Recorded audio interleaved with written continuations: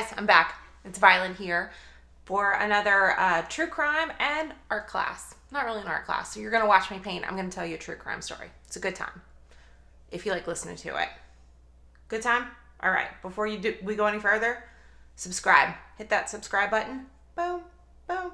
Perfect. Thanks. I appreciate it. All right, today we are talking about... Sorry, that's probably pretty loud. We are talking about Danny Rolling. He is he's a disgusting piece of shit. But he comes from a long line of shitty people. So let's get into it. So Danny Rolling was born in Shreveport, Louisiana to 19-year-old Claudia. And his father, James, it didn't say how old James was, but James was a police officer in Shreveport, Louisiana, and he did not want to have children. Well, his wife got pregnant. He was not very happy about it. Oh, I need to put this down. Or I have a habit of my canvas going everywhere. Okay. So he was not happy about it. He did not want to have kids. And Claudia was pregnant, had a baby. It was Danny. James was a piece of shit father. He abused Danny from the very beginning. Whenever he was one, apparently he beat Danny for not crawling properly. Piece of shit. I know. So, so he wasn't great. He would beat his mother, so James would beat Danny's mother, and then Danny's mother had another baby. Again, it takes two to tango, so James should have known how that worked, but anyway, they had another baby, a little boy named Kevin, and then the abuse got really bad after that because he sure as hell didn't want one kid, and much less two kids. So James got really pissed, and he beat the whole family. His wife, Claudia, tried to leave repeatedly, but as with a lot of domestic abuse, he promised to change, and of course, this is the father of her children. She wants things to be better, and she kept going back. So it was this cycle of abuse that just kept happening over and over and over again. Now, at one point, Danny's mother and her father got into such a horrible fight that his mother locked herself in the bathroom and slit her wrist. And Danny's father ended up breaking down the door, calling the hospital, but this really, really obviously affected Danny because his mom tried to commit suicide. He was there. Danny really had no escape from all of this horrible life that he had been born into. So he actually really loved music. So whenever he was about 11, Danny really started getting into music. And he actually got a guitar, and he would write his own songs, and he would sing. Ooh, that was a terrible noise. I'm sorry. I just got this brush. It's very cool, and I'm trying to learn how to use it properly. And, of course, I'm going to learn how to use it when I'm talking to you about something, because that's not hard. Anyway, so Danny, like I said, he was into music a lot, and it was making him happy. And he was using it as a way to escape his horrible home life. But his dad was still a piece of shit and still doing terrible things. So at the age of 11, Danny started drinking. He became an alcoholic at the age of 11. He got into drugs. He got into weed. He got into LSD. At the age of 11. Oh my God, I can't even imagine. So Danny would, of course, start getting into trouble because Danny is like going in the back of the woods getting high and drunk. Again, 11, 12, 13. He was having trouble at school. His dad would end up beating him because he was having trouble at school. It was just this horrible cycle. And one day, whenever Danny was 15, he got caught peeping on a neighbor girl undressing. The parents told Danny's dad, and he beat him like the worst beating Danny's ever gotten. Which...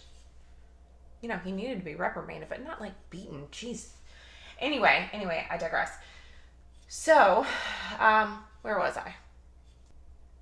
So this is Danny. He's 15 at this point, right? He has really started getting into some serious trouble at school. He has gotten into trouble for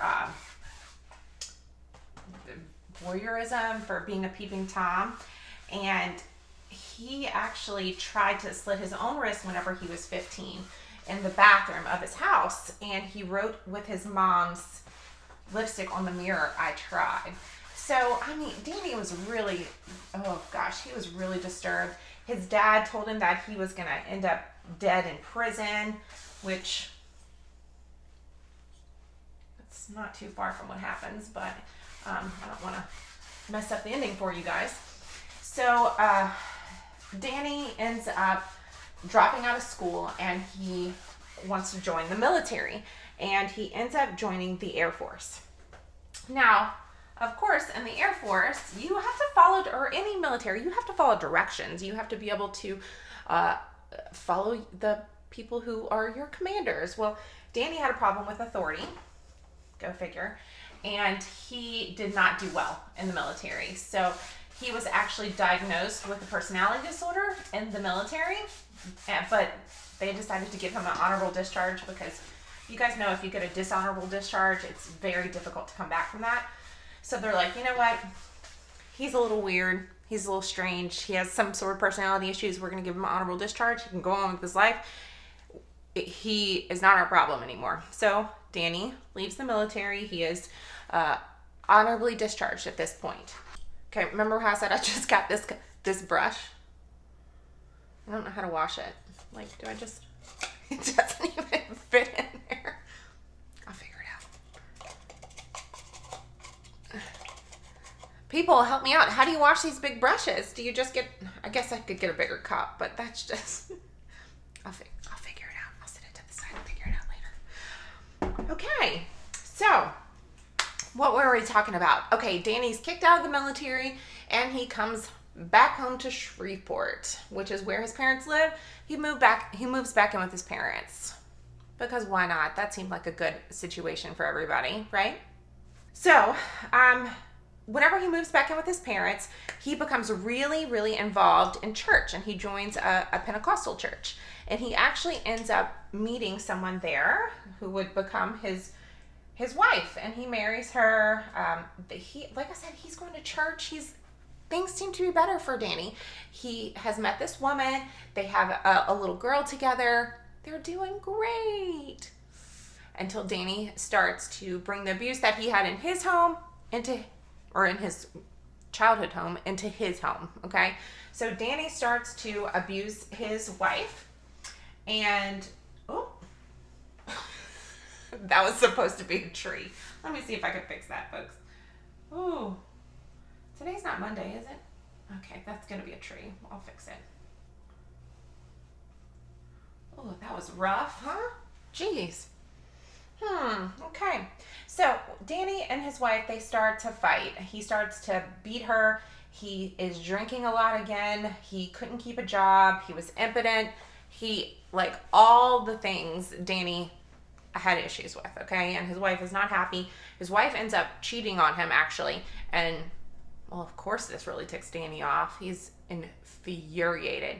So his wife files for divorce, and turns out the day that his wife files for divorce, he goes out and rapes a woman that looks just like his wife. So, a piece of crap. Anyway. So at this point, Danny and his wife are divorced, right? This needs to go all the way up. He decides to just kind of travel. He travels by hitchhiking. Remember, he's from Louisiana, but he decides he wants to go to Mississippi, Alabama, Georgia, and then he ends up in Florida. He likes the weather. He likes the tiny bikinis. Danny likes all the things of Florida. Now, again, this is the 80s. Now, he makes his way to Florida, and he starts doing these stupid petty crimes. Not that all the crimes aren't stupid, but he's shoplifting. He's getting arrested, and, I mean, just stupid things. He gets sent to jail. In jail, Danny's a big guy. He's I think he's 6'1", so he decides to bulk up in jail.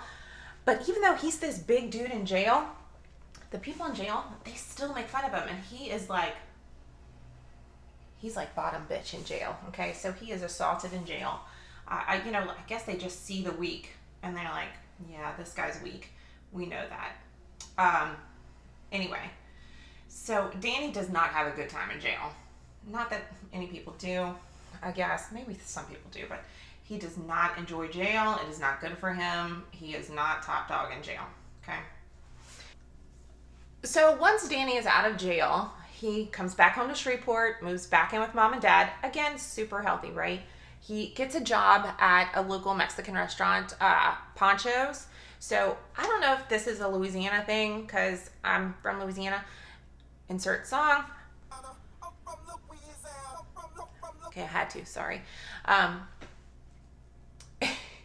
Anyway, Ponchos. Do you guys have Ponchos? It's like, I don't think it exists anywhere anymore, but it was amazing. They had these sopapillas. You just squirt the honey in, and then when you want more, you just raise the little flag, which I'm sure is offensive now, and I'm sorry for bringing that up, but oh, it was so good. Anyway, Danny worked at Ponchos, and he didn't work there long because he was a terrible employee. Go figure, right? He actually was fired for missing too much work. Now, the day he's fired, he freaks out on his supervisor that fires him, which, not surprising, okay? But that day that he is fired would be the first day he would commit a murder.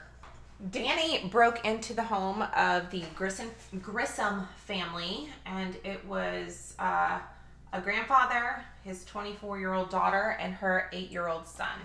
Now, he killed the 2 males, and the female, he bound her hands, taped her mouth, raped her, and then stabbed her from behind, and then posed her body provocatively.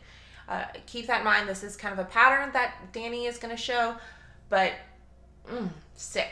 So, no. Now, the reason why he had picked this family is because he had actually kind of stalked the woman. Her name was Julie Grissom, and he had stalked her at the mall. He followed her home, and that's when he did all of these things. So Danny, after he commits these crimes, he decides he's going to go back to Florida. So he flees to Florida. He goes to Gainesville. And remember, he had been to Florida before. He liked it. And he decides to camp in the woods behind or near the university in Gainesville. Behind the university where all these pretty co-eds are. Do you see where I'm going? It's not going to be good. Now, Danny went to a Walmart in Gainesville to get supplies to camp, okay? He bought a tent and like a little mattress. And while he's there, he sees these 2 obviously new college students, 2 freshmen. They're buying stuff for their new apartment. And Danny is really interested in them, as his nasty self would be. And Danny follows them home. He waits until they go to sleep, and at 3 a.m. he breaks into their home. And I'm skipping over all the details, but he assaults both of them. And I guess not all the details, but he binds their hands behind their back, tapes their mouth, and stabs them repeatedly in the back. So he has killed these 2 women because he saw them at Walmart.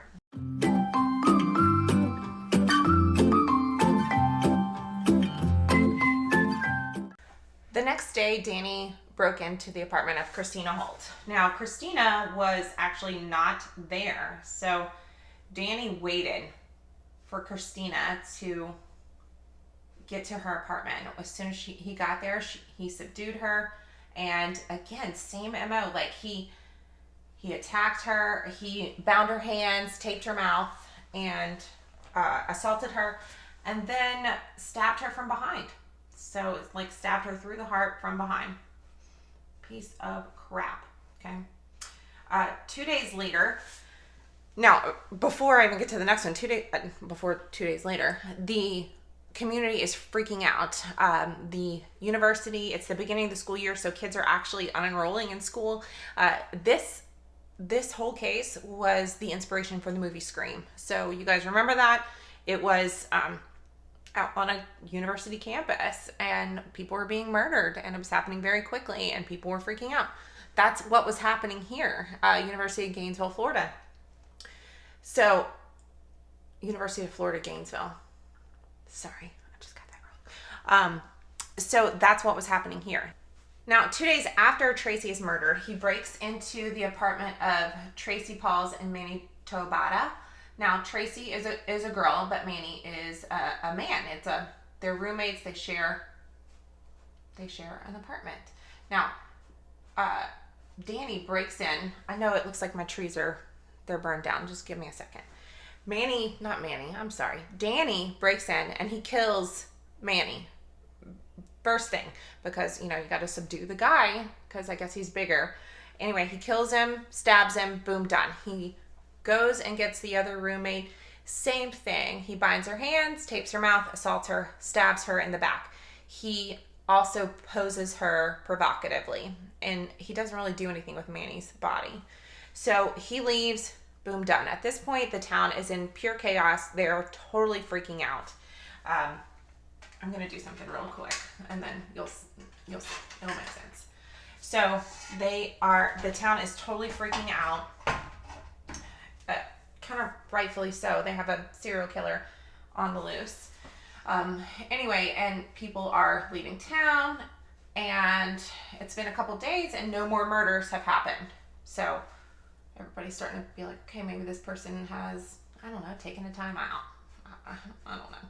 So meanwhile, in Shreveport, the police contact the Florida police. The Shreveport police contact the Florida police, and they're like, hey, we have an unsolved murder from a year ago that the MO is kind of similar. The female in the case was bound with tape. She was assaulted. She was stabbed from behind. Seems kind of crazy, right? So the Shreveport police, they tell the Florida police this. The Florida police, they come on down to Louisiana, and they're going to check it out. They're like, okay, this is a little strange. So they start to look at the facts in the case, and they seem very similar. Very, very similar, like eerily similar. In fact, they do some testing on the blood that they had found at the crime scene, or all of the crime scenes, and they find that the suspect has type B blood. Now, again, this is before lots of really good DNA testing. So right now at this point, they just know the suspect has type B blood. And that's true for all cases. So they're like, okay, this might be a thing.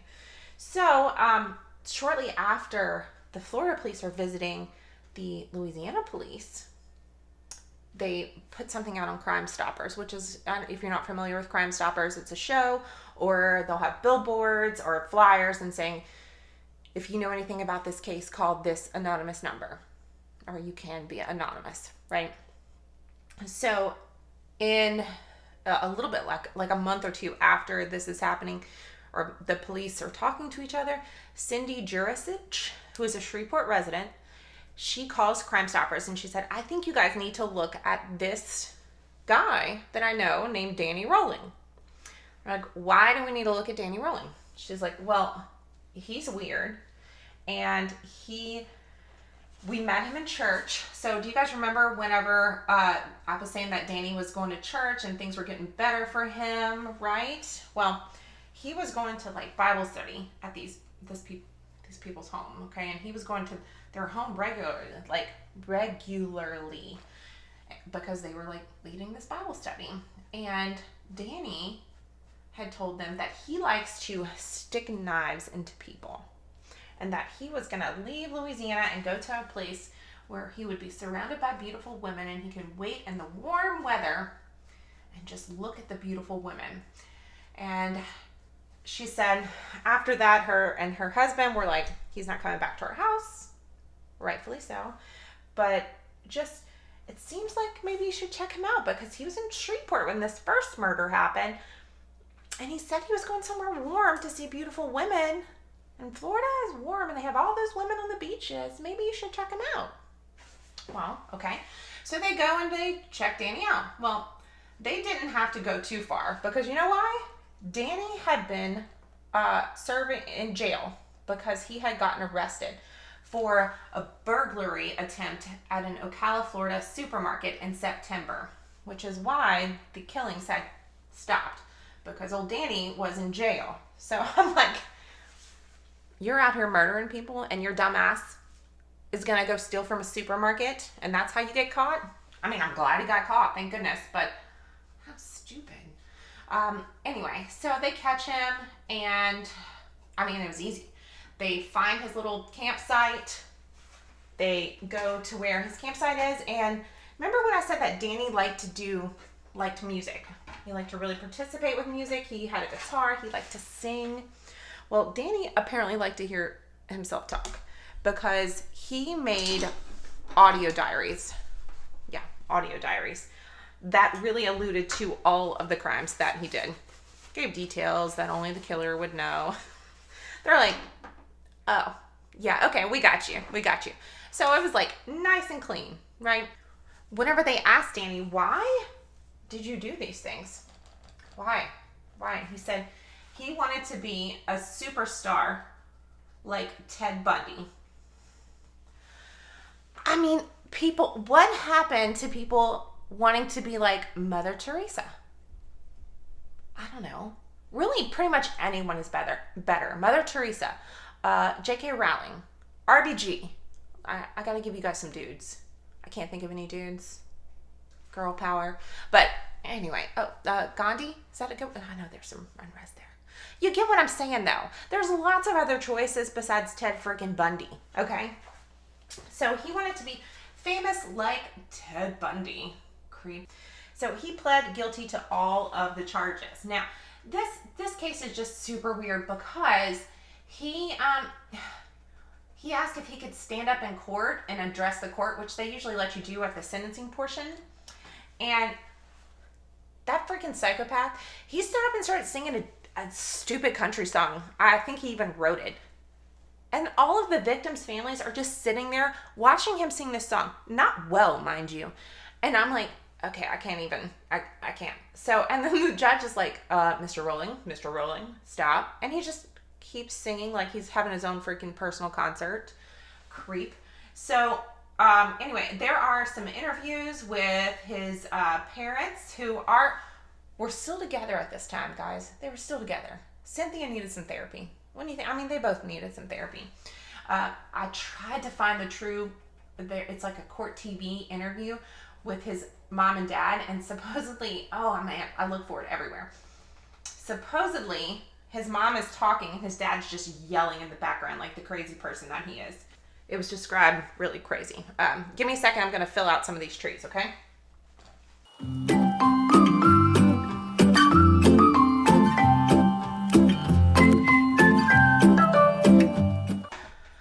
All right, thanks for the patience.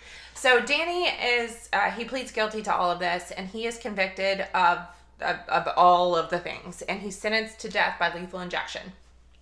Now, while Danny is in jail, he meets an author.